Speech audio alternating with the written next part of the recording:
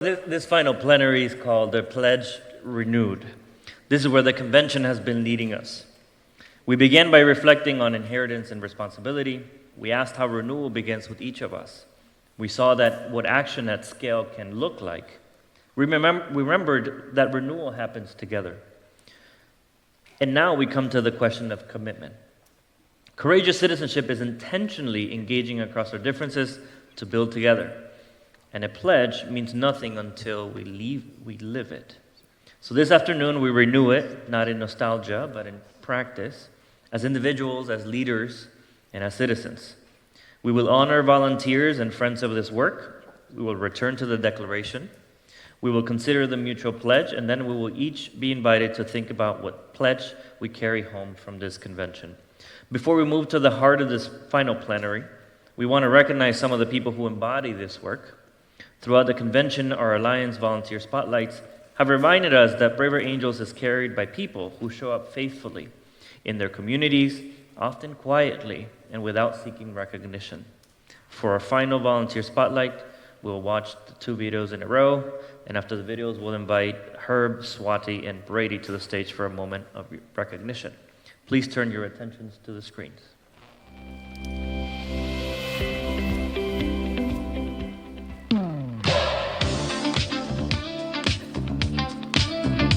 Hi, I'm Herb Lape. And I'm Swati Srivastava.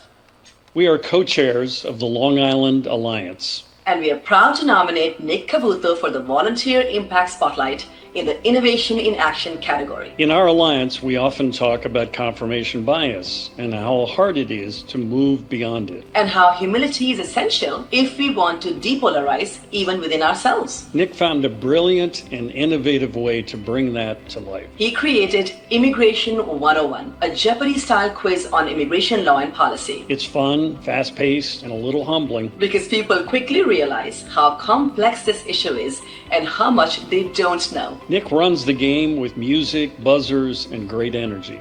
And then we follow it with a conversation that's more thoughtful, more curious, and more open. Beyond that, Nick is always behind the scenes, supporting our hybrid events and making everything run smoothly. He's also a trained workshop moderator. Nick is an essential part of our leadership team and a great volunteer. And a true innovator in how we can make depolarization fun and engaging. Go, Nick! So Herb and I thought, we know just the right person for it. We know a guy whose work is exemplary and he's very cool. Okay. Which was Nick. Yay, Nick! Go, Nick!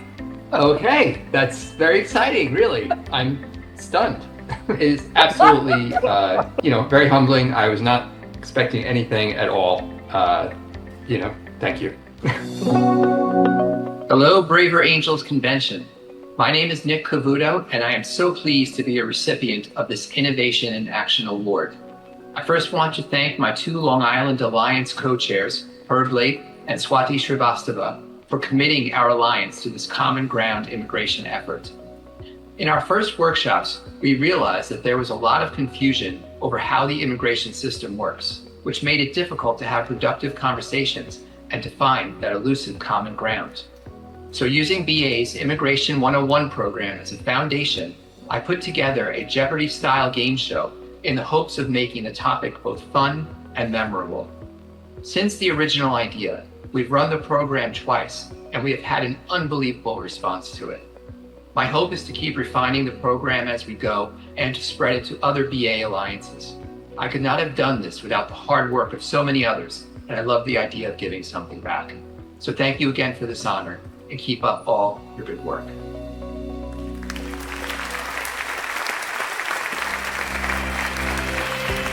I would like to recognize the outstanding work of Chauncey Williams. Chauncey truly embodies someone who follows the Braver Angels way. He continues to work in our community to expand the reach of our work and drive innovation. He participates on the steering councils of multiple alliances in Colorado and is a tireless volunteer helping with almost every event we hold. However, what really makes Chauncey stand apart is what he does in his spare time. For several years, Chauncey has embarked on an activity which he calls Chats in the Park. Chauncey visits parks in the Denver area, sets up a poster that says, "What's on your mind?" with 2 chairs next to it. 1 chair for him and 1 chair for anyone who would like to have a conversation. He openly engages in political conversations with people who sit down to chat with him. His efforts show an incredible desire to make an effort to openly engage, listen, and learn. He does this in a very simple and effective way. And you, wow, okay. you're going to be spotlighted at the convention for your conversations in the park. All right. Well, thank you. I appreciate that. I'm again honored that Chick, you nominated me for this. I think one of my hopes was that these chats in the park would be something that other folks could do. Hi all. It is an honor to be spotlighted for what has been a passion project for me. Through it, I've met all manner of unique and interesting people. I had a chance to sit down with the son of a cattle rancher and talk about the ethics of eating meat. And I learned perspectives that shifted my views on COVID vaccination. At times I've been frustrated by their stubbornness, embarrassed by my own ignorance, and moved to tears by the stories people have shared. A guy named Chuck once shared a funny story of being waterboarded. Guess you had to have been there for that one. I believe there are more constructive ways to engage than the ones that we've inherited. And if the thumbs ups and the "this is awesomes" that I sometimes get are any indication, there's an untapped need out there for the ear of an anonymous stranger who's just willing to listen, willing to share, especially on the topics that matter the most. Thanks again, stay courageous, and maybe I'll sit down in your chairs someday.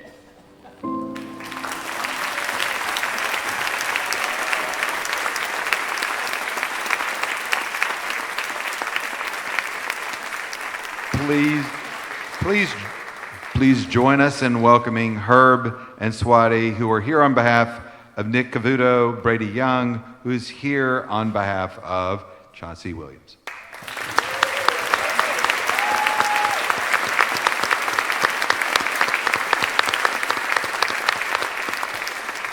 Thank you, Herb, Swati, and Brady.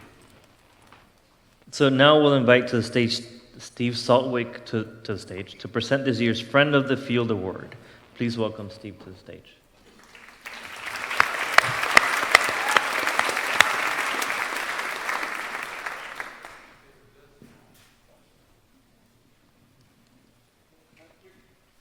Can you hear that? No. Yes. It's on. Duh. All right. Hello, Philadelphia dudes. It's my honor to present a different kind of award. This is not an award like the volunteer spotlights we've had. This is an award that at the national volunteer level, we pick one person who's had tremendous impact on the field on a continuing basis. And we call it the Friend of the Field Award. And it's only granted at the time that we are in convention. We started in 2023, and if I could have the next slide, Josh. And the recipient was Andrew Stillman, our Chief Technical Officer.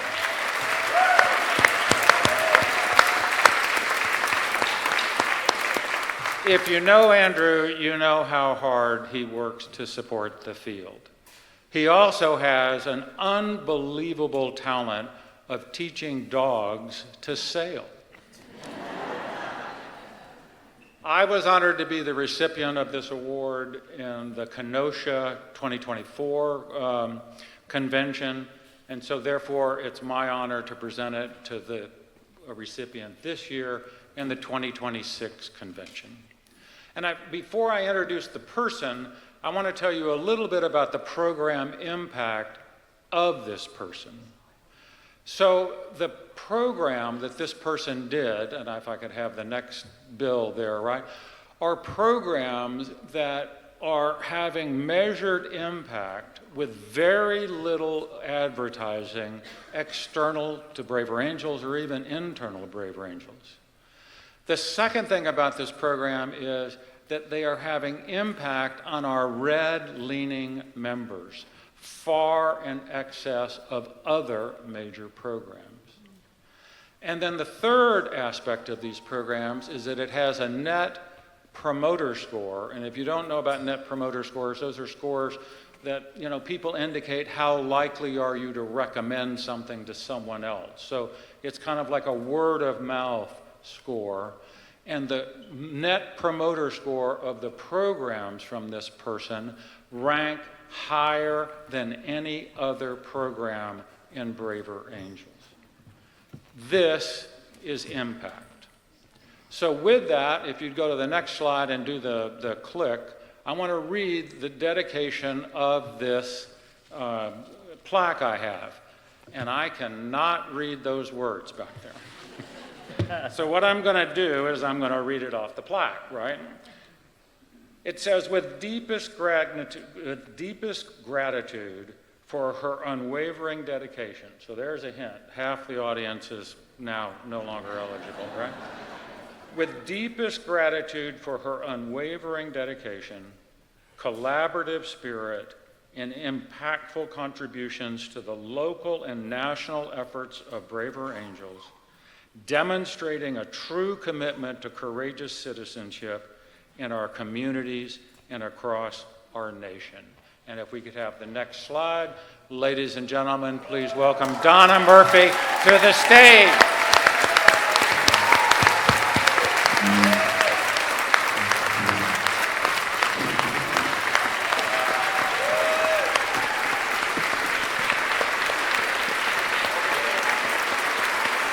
Thank you. Thank you so much. It feels good to be appreciated. Thank you. So, soon after the 2016 presidential election, David Blankenhorn called Bill Doherty, and he said, you know, we're thinking of getting, David and Lab and I, we're going to get some people together, Reds and Blues, to talk to each other. And Bill said, well, okay, so how are you going to structure that? And Blankenhorn said, well, we thought we'd just wing it. And Bill Doherty said, oh, no, you won't. And that was the beginning of Bill using marriage therapy techniques to craft the amazing workshops that thousands of people have attended. I joined in 2017 a Blue who had no friends who were Reds. That didn't last long. I ended up driving 3 Red friends to our first Better Angels convention in Harrisonburg, Virginia, where I was honored to serve as a convention co-chair along with Greg Smith, who sadly is no longer with us. But Greg is still with us here.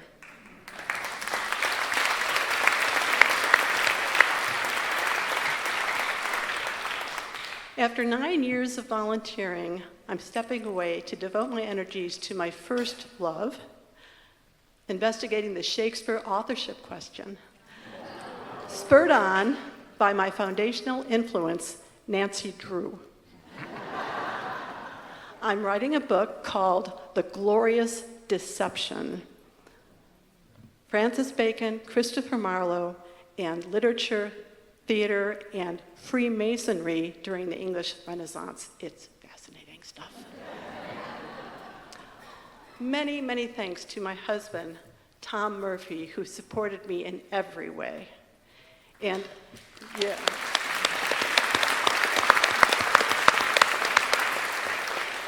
I am grateful to Dave Kaufman and Paulette Stamm for agreeing to take over leadership of the One-to-One Conversations program. Dave is here someplace today. Where? Dave. Great, Dave. So please come up to either Dave or me, find us, and tell us about your experiences of one-to-one conversations. Thank you.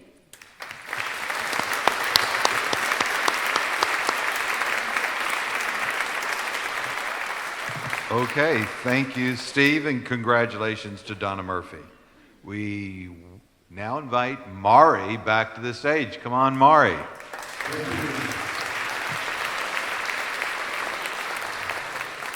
One more little surprise of something special. Sometimes you walk through a door that opens and you don't know what's going to happen on the other side. Rarely do you get to walk across that door, open that door that opens, and find someone that not only has your back, catches you, helps you understand where you're headed, and shows you all the things that you need with unwavering support and vision. Check out this video.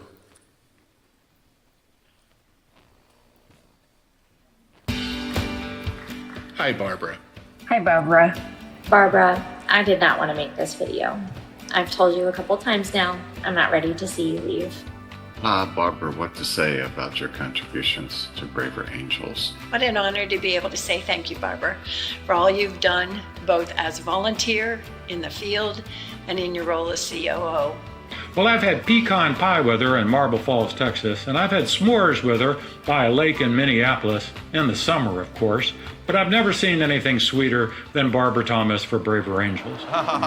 Working with you has been a joy and an adventure. Thoughtful, steady, and deeply relational. All words that I use to describe you. I've been inspired by your calm, steady leadership.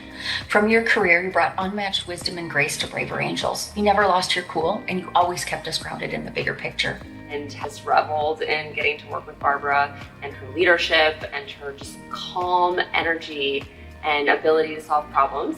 I've learned a great deal, and I'm proud of the work that we've done together. We really got that Midwestern calm in the eye of the storm thing down. You have been such a guiding light for me. You always live by the Braver Angels way, have a steady presence about you, and have great stories and advice about your travels. I've observed and admire how you apply the Braver Angels way inside Braver Angels, how you manage dozens of items with the grace of a professional juggler, how you make each person you speak with feel fully seen and heard. What I appreciate the most about you is how you lead with genuine care for people. In a world that prioritizes urgency over humanity, you modeled a different type of leadership, one that is compassionate and grounded and deeply human. And most people don't recognize so much of what is in place now is because of your support for building infrastructure and processes to help support our alliances and the work that we do. You have touched so many lives that you'll have no idea how much your skills, your talents, your patience, your wisdom has influenced so many of our lives and the direction of the organization. Thank you for your wisdom, your leadership, and your expertise that has been so influential for us in Braver Angels. Braver Angels is better because of Barbara Thomas. You were the bridge over troubled waters. You helped our staff get a sense of coherence in their work and their contributions. You helped us through a very perilous time with the founder in his final hours and then bringing a new leader on board. What a crucial role. As I've told you personally, I think you saved Braver Angels. And you've taught me something, how to fail at retirement. Now it's time to teach us all how you succeed at retirement. A big thank you. Thank you, Barbara. Now go out and enjoy the retired life. You have definitely earned it. And Barbara, y'all come down to Texas again because we've got Fredericksburg peach cobbler for you anytime. We wish you all the best in learning to be a retired person. Selfishly, I'm glad that I get to continue to work with you in some capacity. I really hope she does not change her phone number because I will be calling her for advice. I'm sad to see you leave your staff role, but in true Braver Angels fashion, retirement means volunteering. So welcome back to the volunteer side of Braver Angels.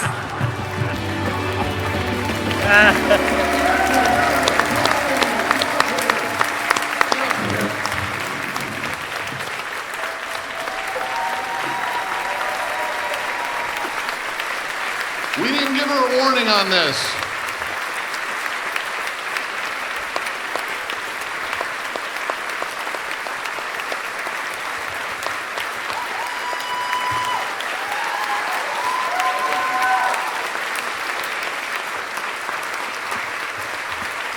Here's a pie, fresh pie for you.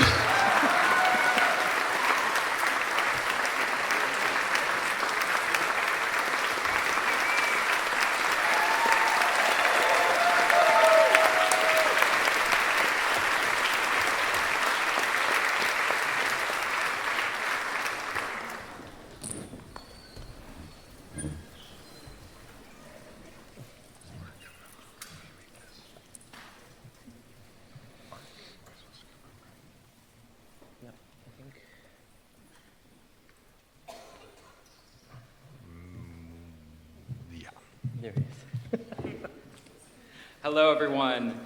Thank you for an incredible convention. I'm up here because I'm going to be presenting a video. The theme of this convention was 1776, or it still is, 1776 to 2026, a pledge renewed.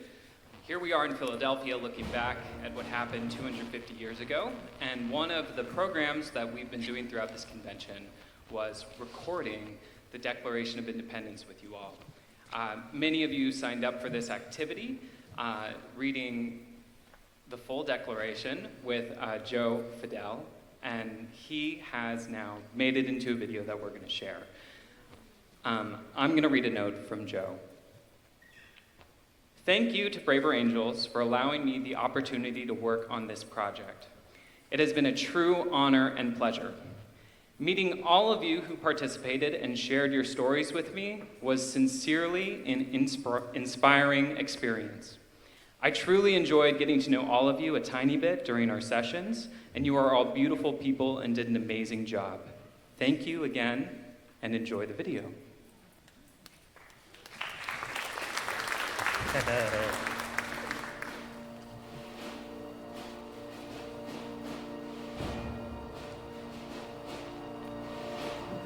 We hold these truths to be self-evident. That all men are created equal.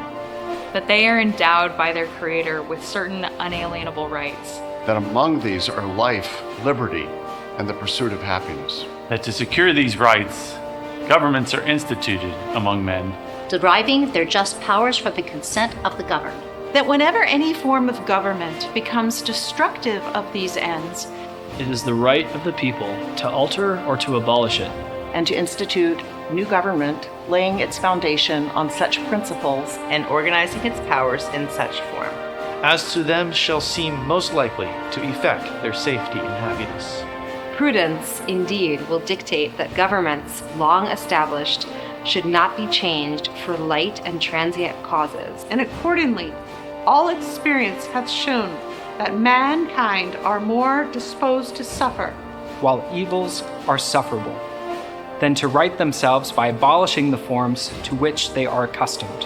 But when a long train of abuses and usurpations, pursuing invariably the same object, evinces a design to reduce them under absolute despotism, it is their right, it is their duty to throw off such government and to provide new guards for their future security.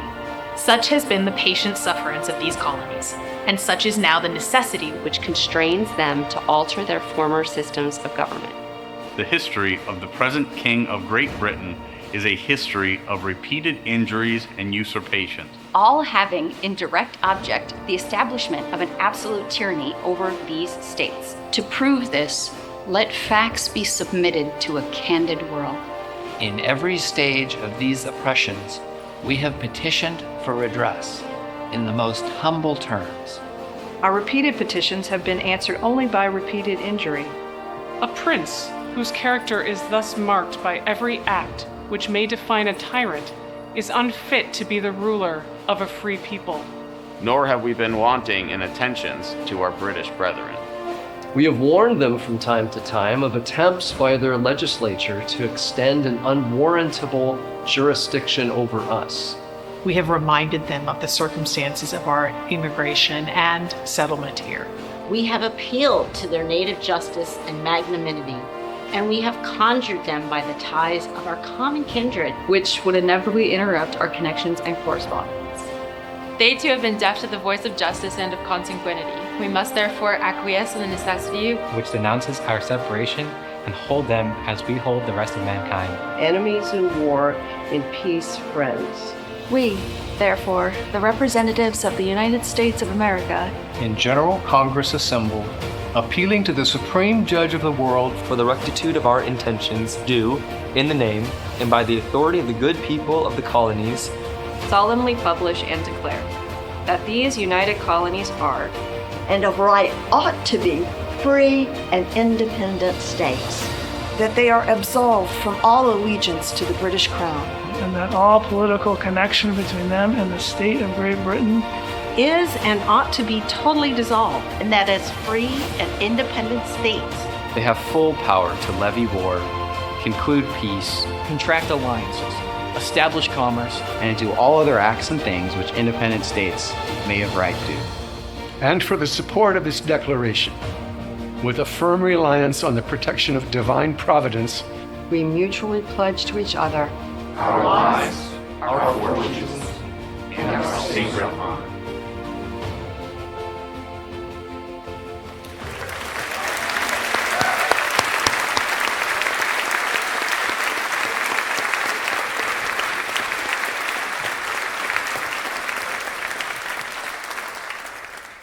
Thank you, Mark, and thank you to Joe and to all of you who participated in the video. It was beautiful. We now come to one of the central moments of this final plenary, the presentation and ratification process for the mutual pledge. Throughout this convention, we have been asked what courageous citizenship requires of us, not only as an idea, but as a commitment we are willing to live. To guide us through this next step, we're pleased to welcome Elizabeth Dole and Sam Richek. They will present the final draft of the mutual pledge to the delegation and lead us through the process for considering and voting on its ratification. Please join us in welcoming Elizabeth Dole and Sam Richek.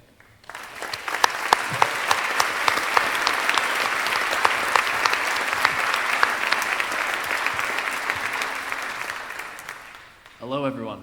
In the spirit of this emotional and moving plenary that has come with so much gratitude, I want to begin by thanking the team that we assembled to build this pledge together across differences.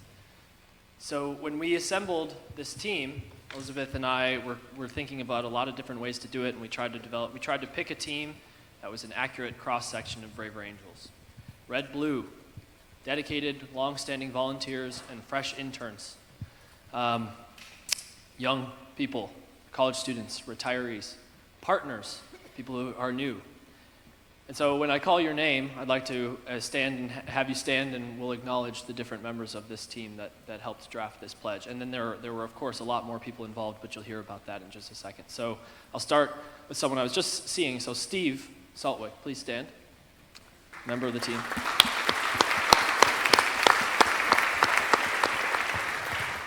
Claire Ashcraft.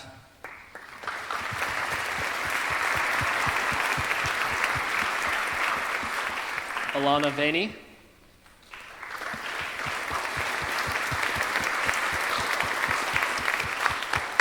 Mary Thomas Valens.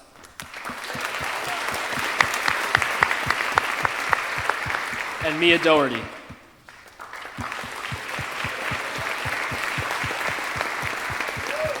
Thank you all for helping us get to where we are.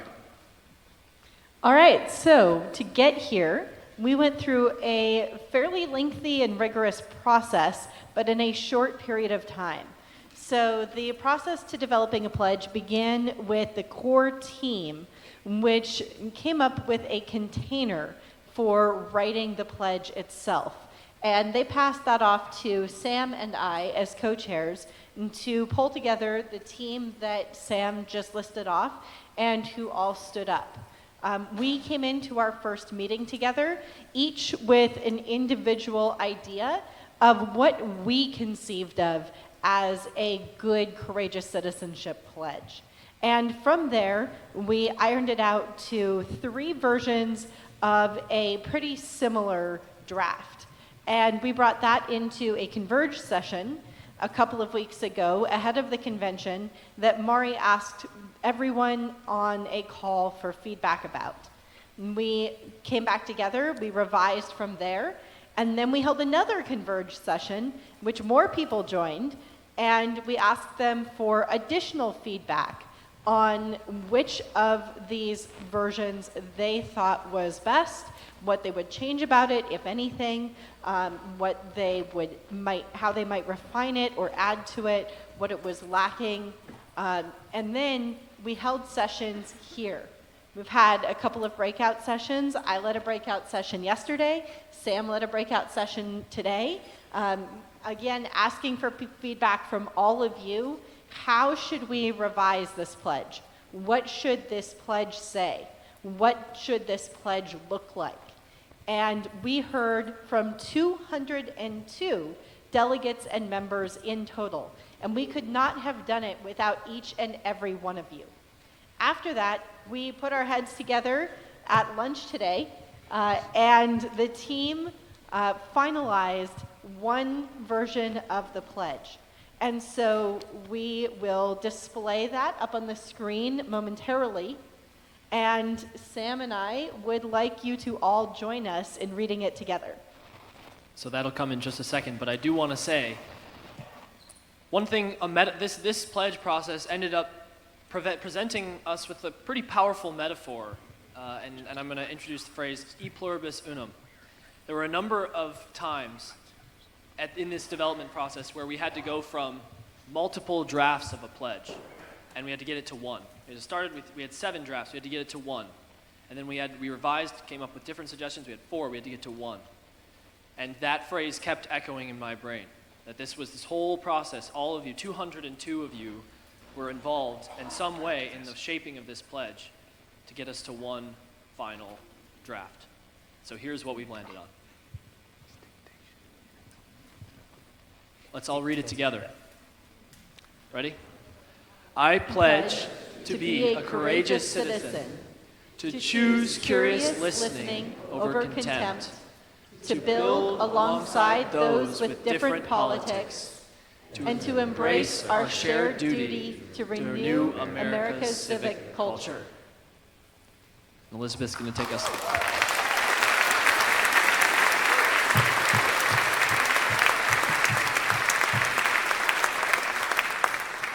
So at this point, we have completed revisions, and we are going to vote on this language as proposed.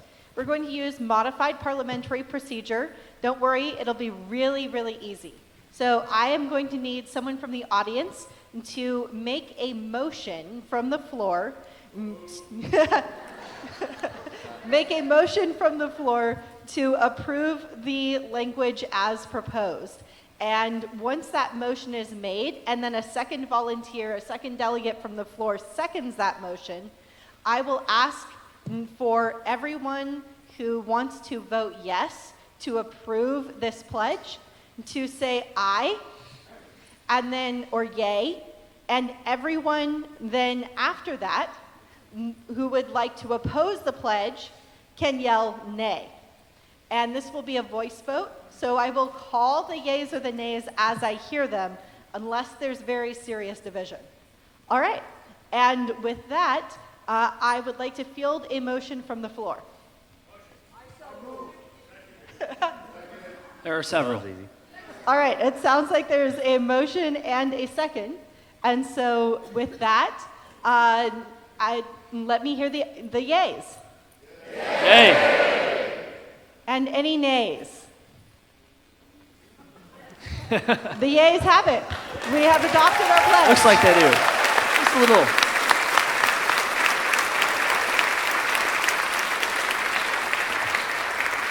So we already had the chance to thank Andrew Stillman, but I guess I get to get my little thank you in, because what we were able to do here, Andrew designed a tool that will allow us all to sign with our finger individually, personally, to have the same signing experience. But this is just a demonstration of the capacity that we have now at Braver Angels to build complex tools really easily. I just kind of spat out this idea, if we could do this in an email, and Andrew was on there, and he said, okay, and then now an hour later he G-chatted me, and was, here's what we've got, and here's how we've done it.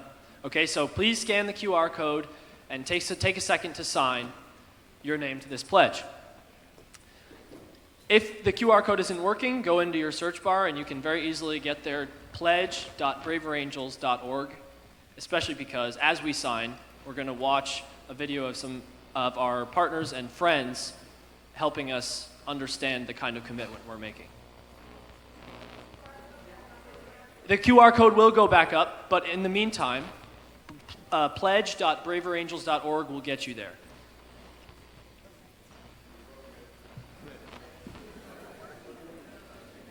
So we're looking, if we're putting the QR back up, it's the box in the upper right. Will get us to the full screen mode. But I think that I think the tech team is trying to move to this. There we go. All right. Grab the QR once again.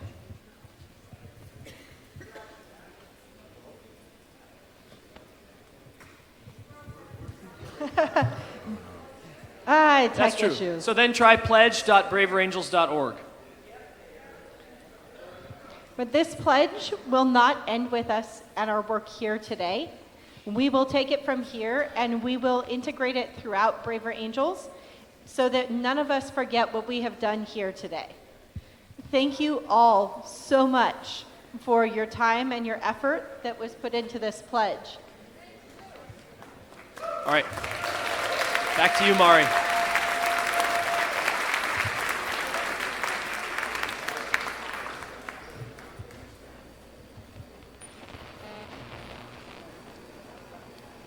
And the tech team will do their best to repair here's this the video. quickly, I'm sure. Our first Braver Angels meeting was in December of 2016. We convened 21 people, about half of whom had just proudly voted for Donald Trump, and the other half had just proudly voted for Hillary Clinton. And we met in a community center in South Lebanon, Ohio. None of us knew where it would lead. I'm Ali Velshi. I'm Tim Shriver. I'm Stan McChrystal. Steve Pinker here from Harvard University.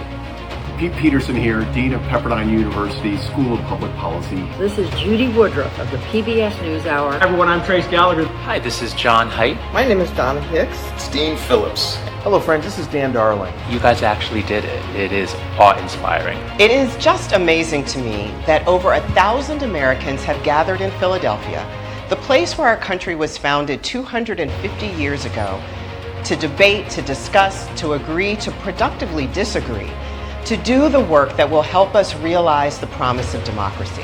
Some misinterpret our mission as mere politeness. It is not. This work is not an exercise in soft-heartedness or civility for its own sake. It is an exercise in rigorous citizenship. Not to agree, not to be nice, not to be centrists. Braver Angels doesn't ask you to be different, but to bring who you are to the table. Conviction does not require cruelty, and disagreements do not require one to be disagreeable. Disagreement does not require contempt. The choice is in front of us. Easy citizenship or courageous citizenship. I believe we've drifted into what I'd call easy citizenship. A citizenship that asks little or nothing of most of us and everything of a few. But easy citizenship is a luxury this country can no longer afford. The freedoms we cherish are self-evident, but they're not self-executed. The signers of the Declaration pledged their lives, their fortunes, and their sacred honor to each other. Not to people who agreed with them, but to each other.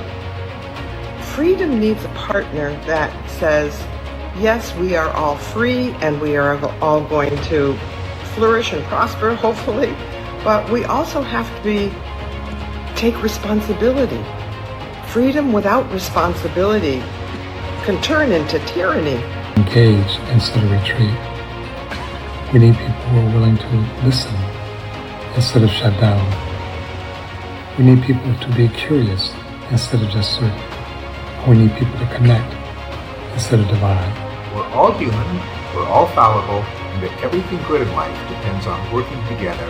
Keep doing hard things in real life with real people. That's where democracy actually lives. Standing up for your ideals and your values, but also listening to other people's ideals and values. Doesn't mean that you change what you believe. Doesn't mean that you stop fighting for the things that you think are true and right. But it means that you see people who disagree with you, as my Christian faith tells me to, as people made in the image of God, as neighbors, worthy of love, worthy of engagement, and worthy of respect. And I want to give a grand example of what it is to be a courageous citizen, and I'm talking about Emmett Till's mother when she stood there in front of that church and looked over her precious baby who had been killed by cowardly white supremacists, and what did she say? I don't have a minute to hate. I will pursue justice for the rest of my life, and she knew that justice is what love looks like in public, just like tenderness is what love feels like in private. That is what I call courageous citizenship. That's courageous citizenship. What Braver Angels call courageous citizenship. And courageous citizenship is a choice. Courageous citizenship means steadfastly adhering to our principles. All of us are in this work together of courageous citizenship. Courageous citizenship and what it means. To build courageous citizens. Courageous citizenship is what this country was built on. Courageous citizenship is what will carry us forward together. Have faith in each other, and most importantly, have faith in America.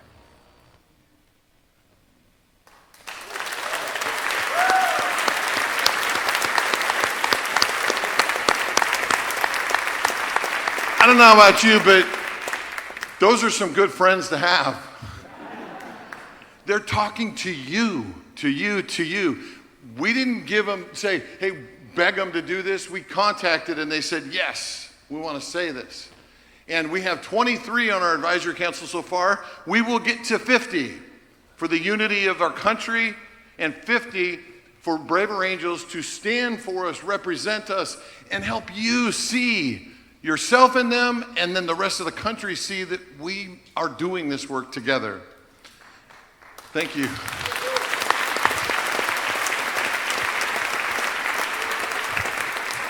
It's pretty amazing what something amazing can do when you go to other people and just ask them, help us. We need you to say this so that we get the legitimacy across the country and more people hear about this. Now, one of the risks of doing something that's with technology and on the fly and everything else is that there were a few little hiccups on the technology. Some people came up to me and shared, we'll get those fixed. We're going to take this pledge. All of our partners that are here, we're going to ask you to take the pledge to your people. Will you do it? We're going to get the pledge out to all of our members. And you know, we have an anniversary coming up in December. We're going to push as hard as we can to get as many Americans to make this pledge. But what's most important tonight, and this is what I need you to do right now. It's great to do this thing that drives forward, but so much of what we've learned and talked about during this convention is that the one thing that I have 100% control over and that you have 100% control over is my own agency to act instead of react. And so what I'd like you to do right now is pull out your booklet or your phone or some piece of paper, and I'm going to do, as best I can, Bill, a chance for you to do a particular assignment. So I'm going to be quiet. I'm going to give you 30 seconds to think about it. We're going to be totally quiet. But here's the ask, and I mean this from the bottom of my heart. What are you going to do differently when you leave here? What is your personal pledge? What are you going to do differently when you leave here? What is your personal pledge? Write it down. I'll be quiet for 30 seconds here to think as you begin to write.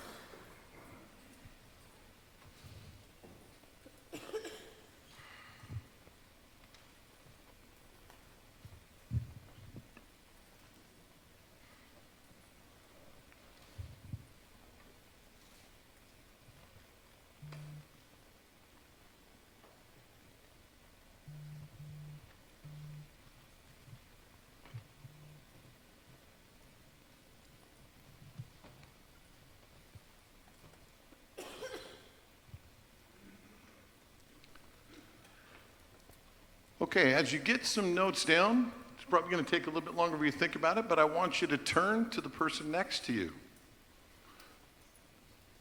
This time to someone that you know. Someone who you care about at some level.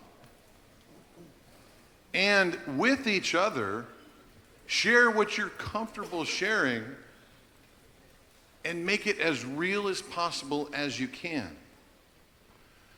Now, I don't own a whistle yet, and Bill would not let me ever use his. And I have a microphone, and he doesn't right now, so I can say that. I'll let you know when we're done. Talk amongst each other for a good 5 minutes. Work on it together. Make it something that's real. Ready? Go.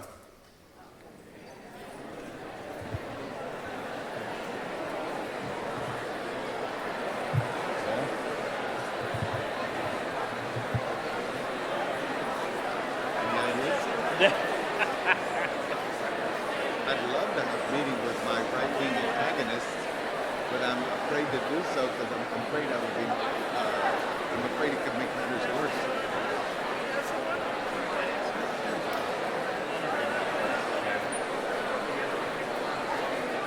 It's like me going to United with Rainbow. That's gonna be I mean, it's the, I think it's focusing on the ones we already have. Let's say renewing those relationships, making sure that the process we have is strong and completing the common ground workshops that we have.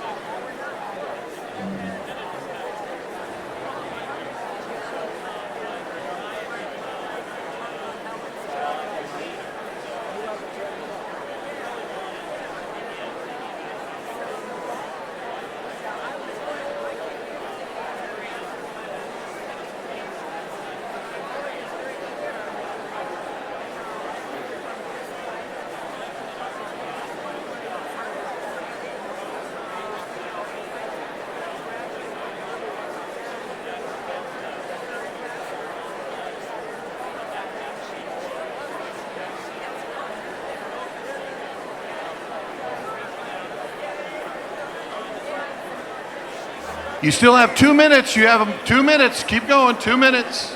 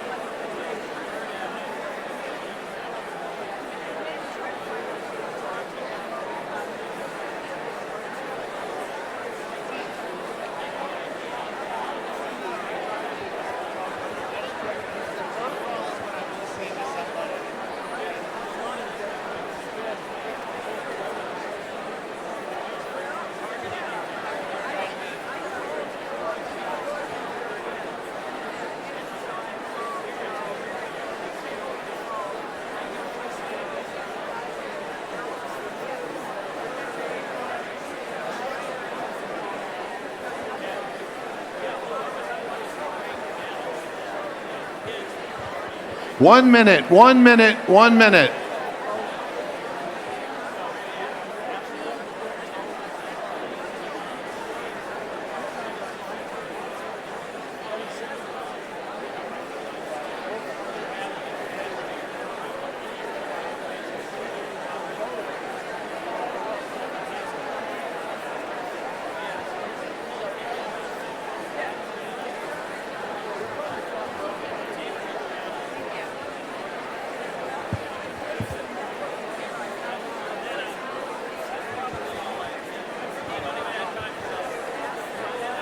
Okay, if you can hear my voice, clap once.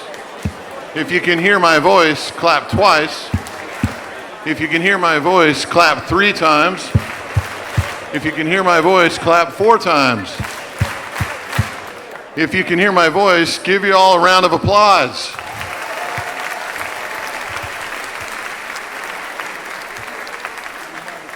Why do we do that, and why do we move and take this? We're not just trying to fill time, folks, I promise. It only matters if we do it. It only matters if we do our best, and then we're gonna fail, and we keep going, and we reach out to others. Now, these are all personal, but I'm gonna tell you, Wade, he said, I'm gonna find an alliance near me in Maryland.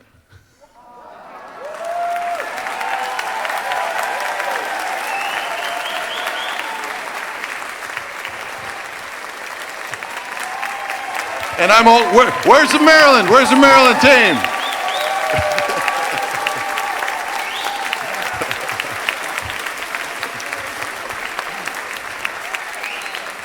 By the way, take pictures of these, share these, and we'll get them around. The last thing I'll say is for mine, I'm going to do all I can to better understand the life reality for the healing of my children. Thank you very much.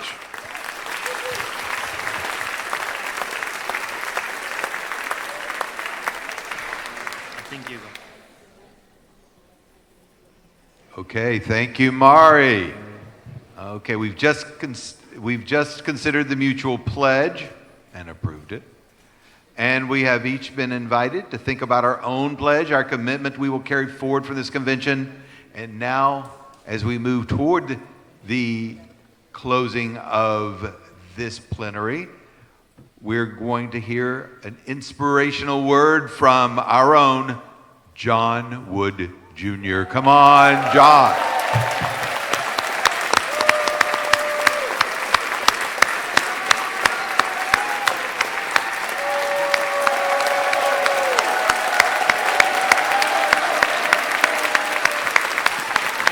Oh, man. I was thinking about standing behind the podium. I guess I'll do that, but sometimes I like to move around and dance a little bit on stage. Some of y'all have probably noticed. Hello, Braver Angels. And hello, Philadelphia. Oh my God, it has been quite a time. We are coming to the close of a very meaningful arc over the last few days. This is, what are we? It's 2026. I have to do the math these days. 9 years in? 10?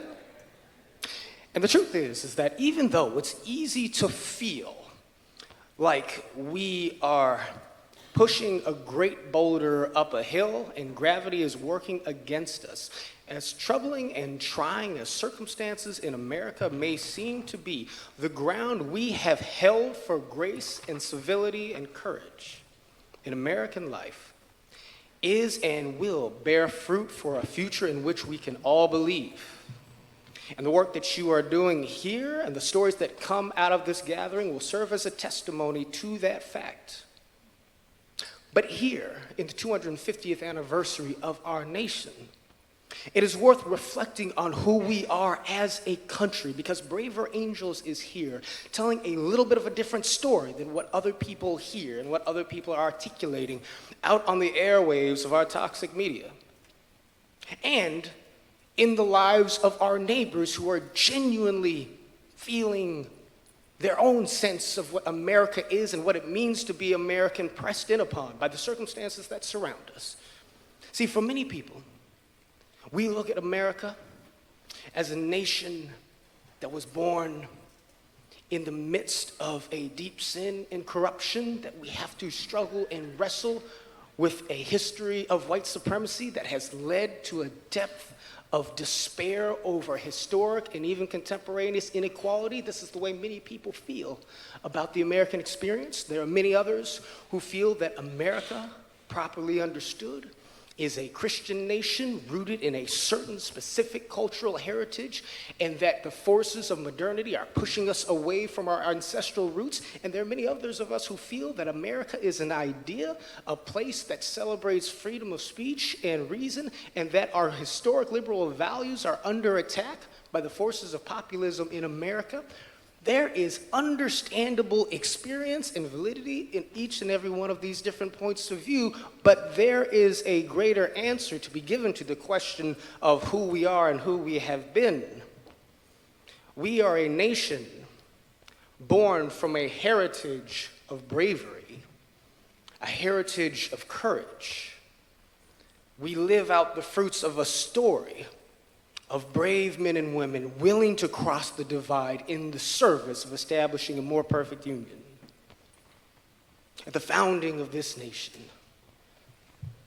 men willing to pledge to each other their lives and their sacred honor while combating the opposing element to courage, the reality of fear, and the idea of taking their lives in their own hands to start off in a new experiment in representative government, facing the most powerful military force in the world, the British Empire.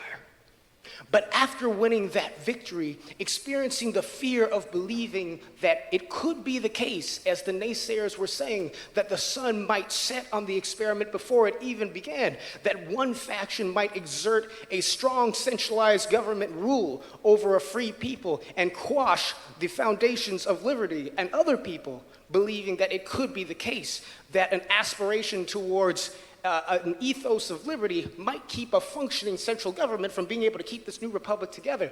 And yet James Madison, Thomas Jefferson, Patrick Henry, and many individuals besides came together with the courage to believe in the goodness and decency of their fellow Americans to forge a compromise that has sustained us across 250 years of the American experiment, such that we can be here today. But the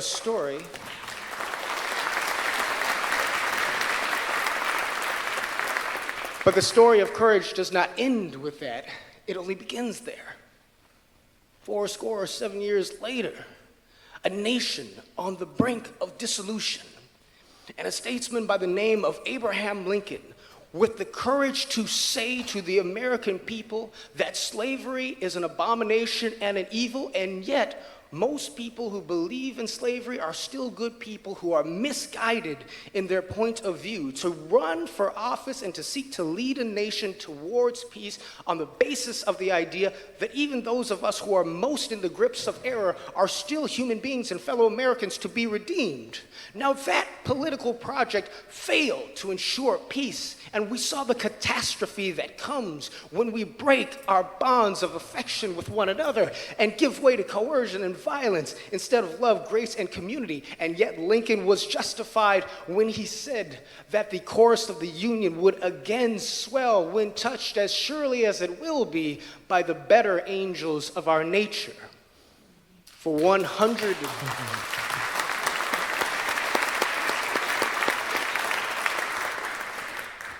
100 years later, there was a movement of nonviolence that sought to take up that historic question, that historic project of liberty and equality for all Americans and for all God's people, of every religious persuasion and each of the other color of our skin, and did so in a way that strove for justice while emphasizing the humanity of all Americans, including those who might be caught in the midst of a moral mistake.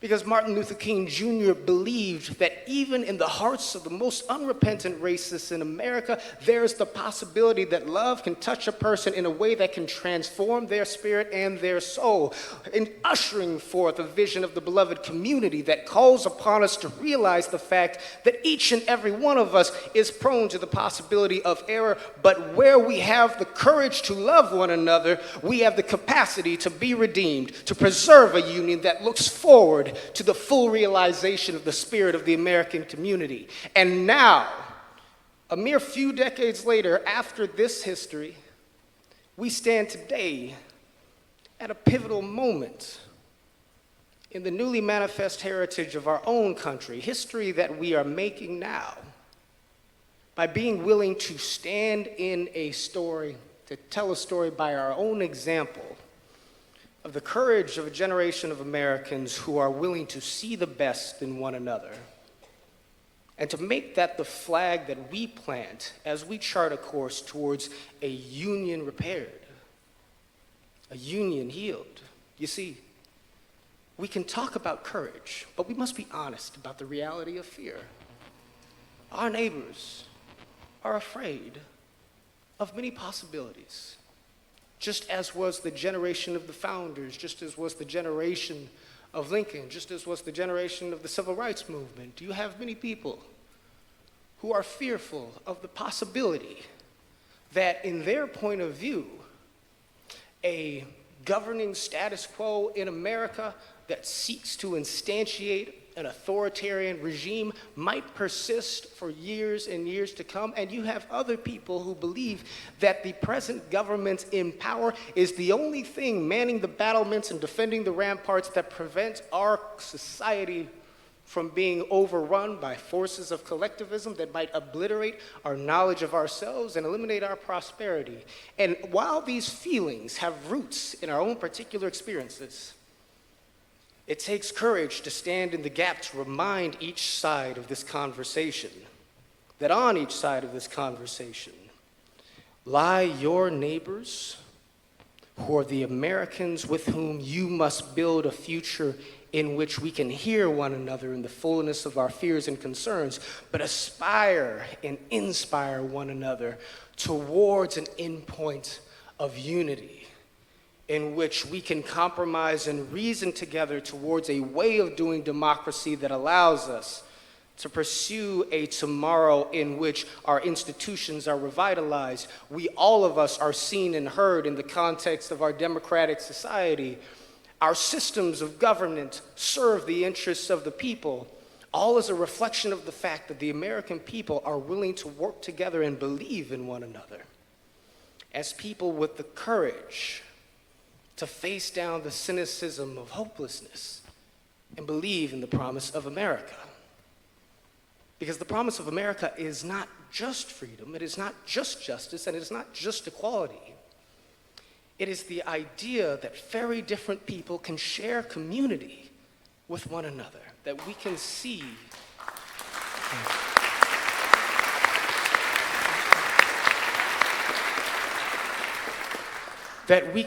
one another in ourselves, that we can love one another as ourselves.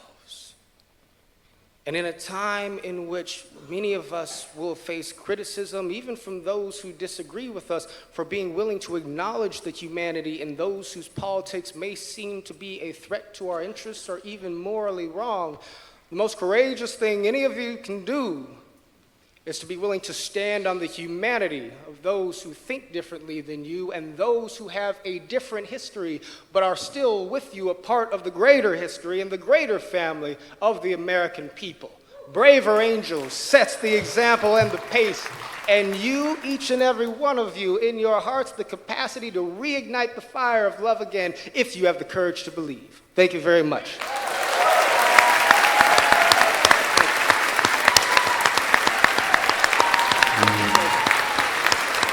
Thank you. Thank you. Thank you.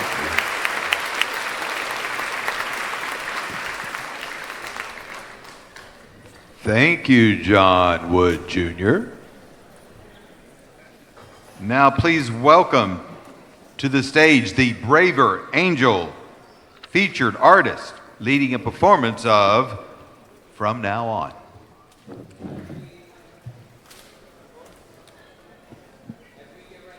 Stage number 4, thank you. As we're getting set up on stage here, I want to introduce the people that you're about to sing with, as well as tell you what we're all going to sing together. So first, I want to welcome to the stage and ask you to welcome with me an incredible quartet of musicians from Philadelphia, some of the most talented people in the city. We have Rodrigo on bass, we have Connor on guitar, we have Joy on keys, and we have Izzy on drums. Please help me welcome them to the stage. These incredible artists, a little more of this in the monitors, please. These incredible artists have joined us today to not only be able to accompany us for this moment, but they're also going to accompany us tonight for the closing concert, so we hope you come to that. I also want to introduce to you the featured artists for our convention. You met them, 2 of them earlier at one of the plenaries. Derek Richard Thomas and Lizzie Locke. And we're also so glad to have with us Carrie Montelakis, who is joining us as well. And then lastly, I want to share that the rest of the folks that you see on stage are delegates. They are just like you and me, all of us together. They participated in this convention. They have been here with us in all of the sessions. We actually last night got together to create a convention choir. So we rehearsed this song last night together, as well as we have folks who are from our Braver Angels music team. Please raise your hand if you volunteer with Braver Angels music. Yes, round of applause. Yes, these are the amazing people who work all year round to bring music to all the work that Braver Angels does. So all together, we are going to join with you in singing a song. Josh, can you pull up the slides for the lyrics? So these lyrics are from a song called From Now On. How many people have seen the movie The Greatest Showman? Raise your hands. Okay, so some of you are familiar with this song. When we were considering which song to do for the closing of this, we wanted a song that actually actively had a pledge in it. We wanted something that involved all of us together making a pledge to one another. So we rewrote the lyrics a little bit to be more appropriate for the convention. But this is a song in which we all can sing and actually bring to life those personal commitments that Mari had us do, bring them to life through singing with one another. Are you up for singing with us? Great. Okay, so I'm going to ask actually all of the choir and the soloists to sing along on the chorus in unison with me so that you can hear it. So you all will sing from now on, let this promise in us start like an anthem in our hearts, from now on, from now on. Those are the lyrics, and we're going to respond back to you after from now on. So here's what it sounds like. Can we get the key or the chord? So 3, 4, 1, 2. From now on, we won't be divided by the fight. From now on, what's waited till tomorrow starts tonight. It starts tonight. Let this promise in us start like an anthem in our hearts. From now on, from now on. Great. And then this is the second part of it. So let's sing this together. 3, 4. And we will come back home, and we will come back home, home again. Sing it with us. And we will come back home, and we will come back home, home again. Beautiful. You ready to sing it together? Let's do it. All right. Here we go from the top.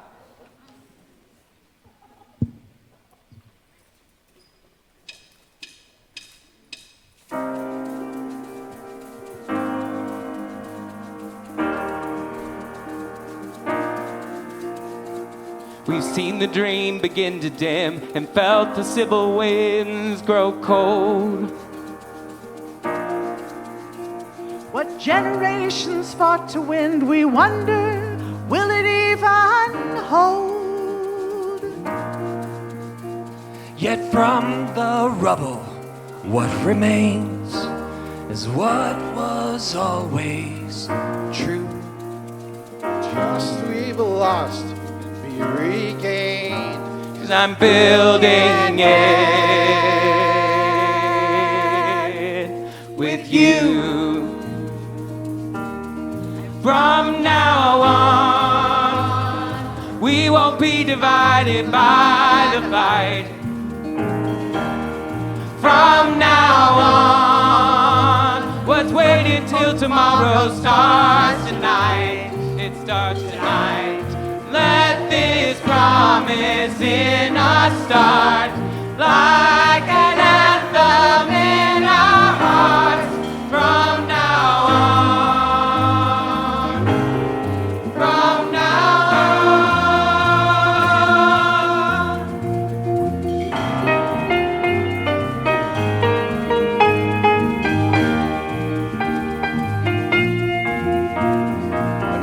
staring at the seams, machines of anger stoke the fire. This isn't what the founders dreamed of, undivided, cut down to the wire. Oh, Their lives, their fortunes, they once pledged their sacred honor to one another at the edge, I'm pledging here to you. From now on, we won't be divided by the fight. From now on, what's waited till tomorrow starts tonight. It starts tonight. Let this promise in us start like an anthem in our hearts. From now on, from now on, from now on, and we will come back home, and we will come back home, home again, and we will come back home, and we will come back home, home again,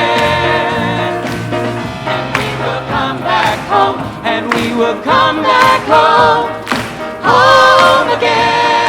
From now on, we won't be divided by the fight. From now on, what's waited till tomorrow starts tonight. It starts tonight.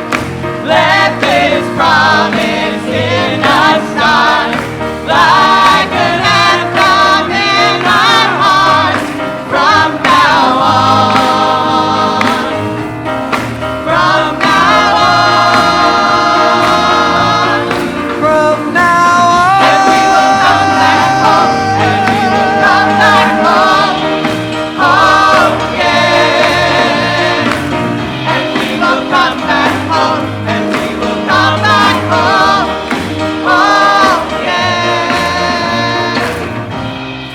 From now on, from now on, home again.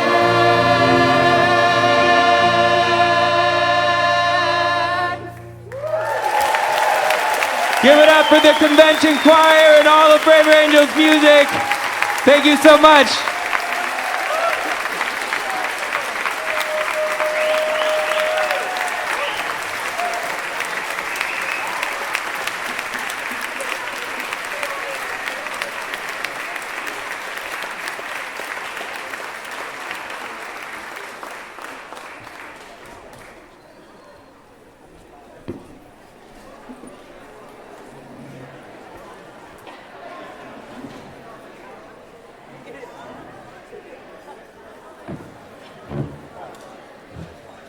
Wow. Can we give them one more hand?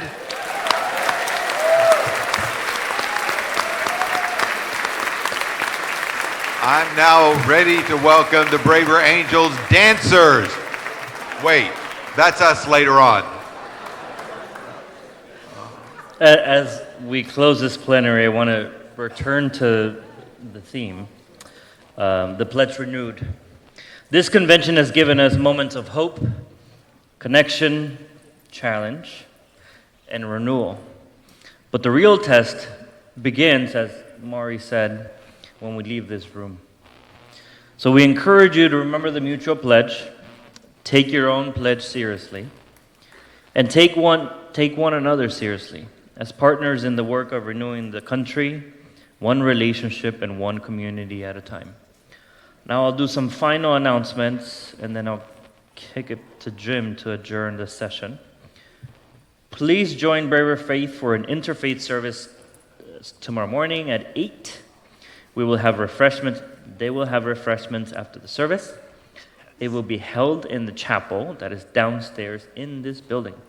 The sign-up says it's full, but we have room. And join us for science, humility, and courage to rebuild trust where Wilkinson will be in conversation with Dr. Francis Collins and Dr. John Ioannidis. Last thing, if you lost a clicker during the convention, come find our staff at the bookstore in the lobby of this building. Attention exhibitors. The exhibit hall is now closing. We kindly ask that all exhibitors clear the exhibit hall at this time. After we adjourn, we will do the group photo in this room. So please stay in your seats as we get up. Now, before I turn to Jim, I just want to say it's been an honor to serve as co-chair for this convention. I thank you so very much. Jim.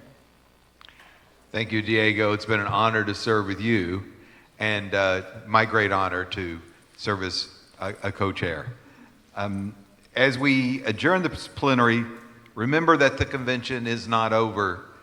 Again, tomorrow morning we have the faith service at 8 a.m. with refreshments.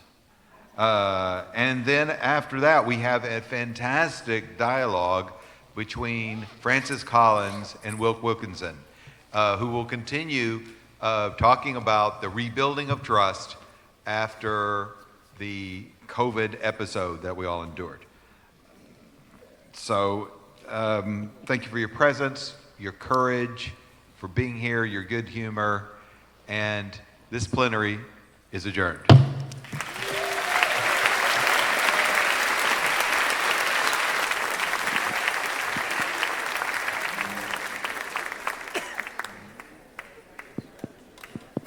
Check, check, check. Hello, so we are going to do the group photo. So everyone, please stay in your seats as we start to get this organized. Also to note, the pledge that we all created together, this is going to be in Mitten Hall tonight at the party. This was drafted by Wade Forbes, and we would love you all to sign it on paper in addition to the digital signing, which is back online. Thank you, Andrew. Woo! Great, so we're going to start clearing the stage, but the first thing that I want to happen is I want people up here in the front to stand up, and we're going to create a line right along these dots that you see on the floor. So come on up and start filling in these dots and get nice and cozy. And this is going to be the back of our group. So come on up, come on up.